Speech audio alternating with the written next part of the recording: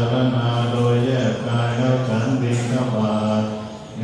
วะทวายา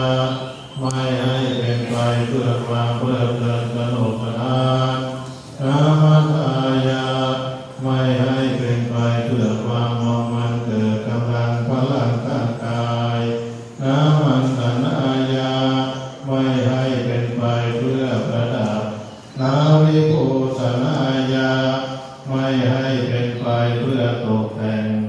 ยาวะเทวะอิมัสสกายัสสะทิฏฐิยาแต่ให้เป็นไปเพียงเพื่อความตั้งอยู่ได้แห่งกายนี้ยาปนายาเพื่อความเป็นไปได้ของอัตภาพ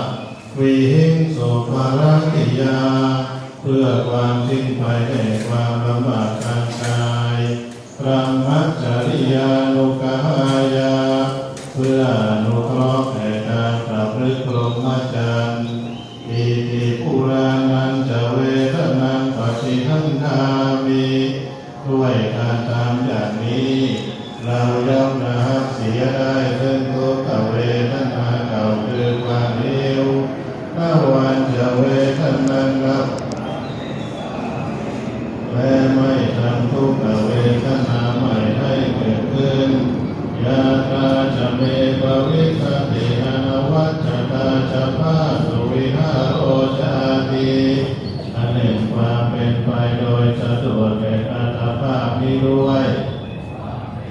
หาโทษไม่ได้ด้วยและความเป็นอยู่โดยผาสุขด้วยจะมีแก่เราดังนี้